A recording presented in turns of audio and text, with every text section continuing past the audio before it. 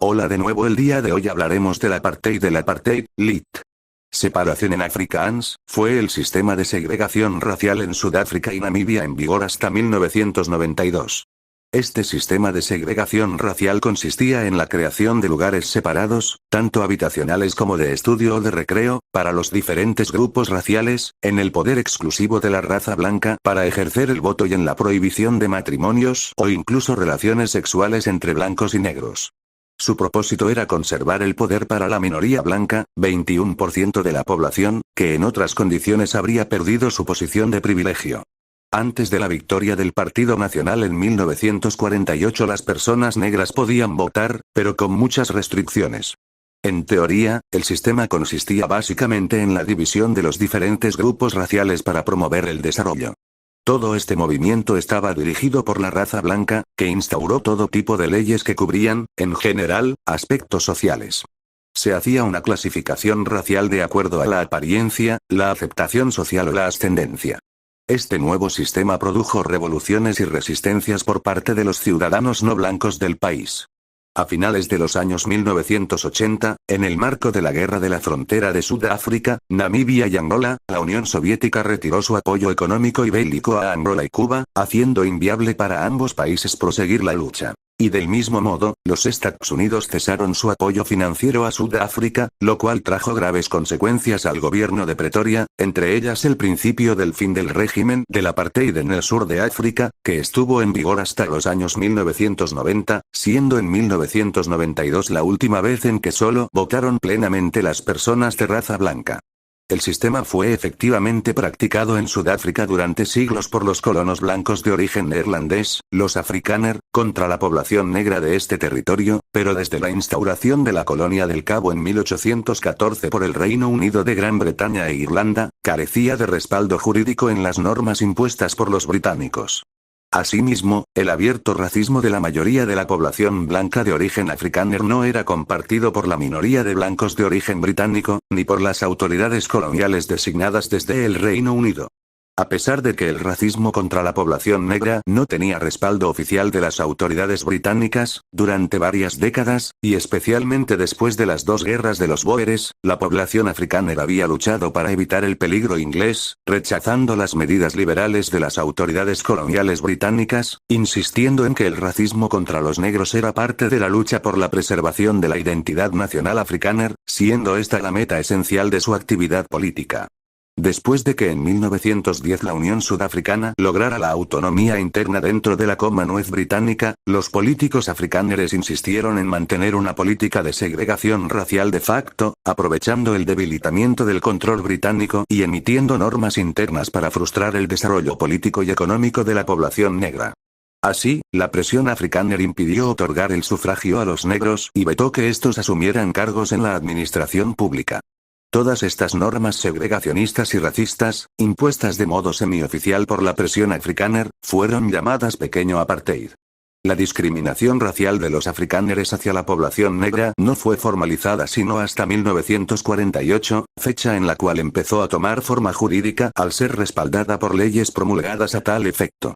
En las elecciones generales de 1948, el radical Partido Nacional ganó las elecciones en una coalición con el Partido Afrikaans, dirigido por el pastor protestante Daniel Francois Malan, oponiéndose a los candidatos más liberales que contaban con apoyo británico, todo por una perversión de la ley electoral que le dio mayoría a pesar de obtener menos votos que su rival, el Partido Unido. Y lo mismo ocurrió en 1953, cuando se repitió el triunfo del Partido Nacional.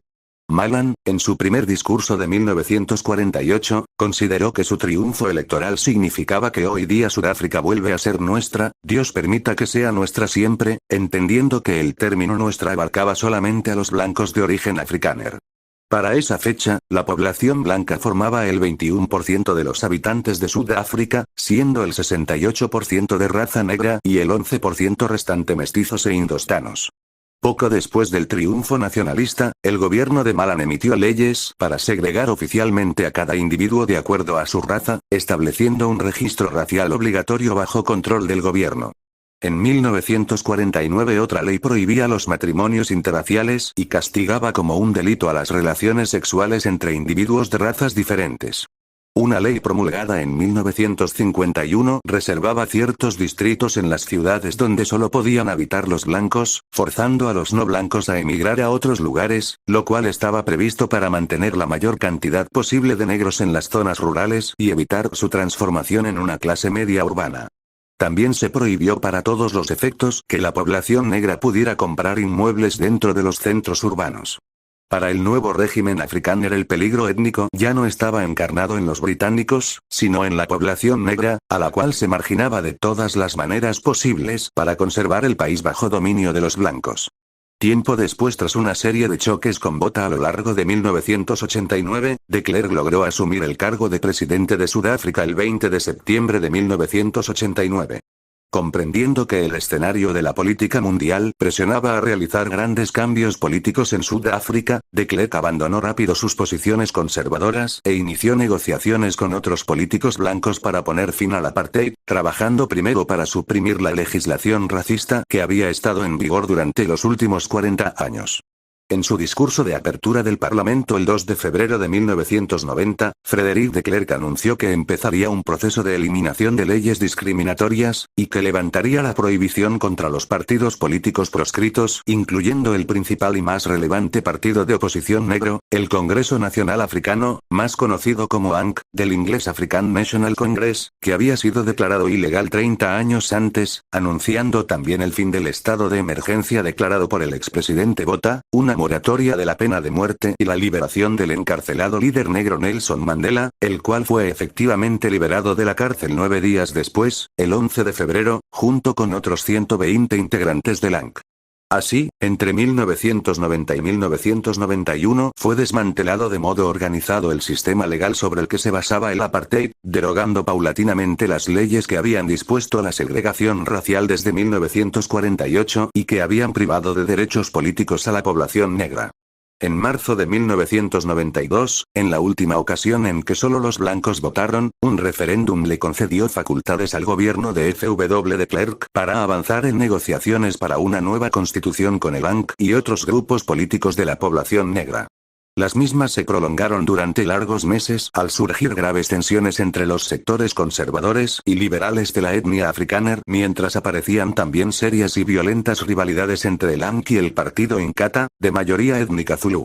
Finalmente las partes llegaron a un acuerdo sobre un borrador de constitución y fijaron una fecha tentativa para las nuevas elecciones para el presidente y el parlamento. Estas se producirían entre el 27 y el 29 de abril de 1994, fecha en las cuales la población negra ejerció su derecho al sufragio por primera vez en la historia del país, gozando de plena igualdad de condiciones y donde resultó amplio vencedor el ANC, suprimiendo los últimos vestigios del apartheid para todos los efectos. En dichas elecciones el líder del ANC, Nelson Mandela, resultó elegido presidente del país. El 5 de diciembre de 2013 y gracias a él África le debe la libertad.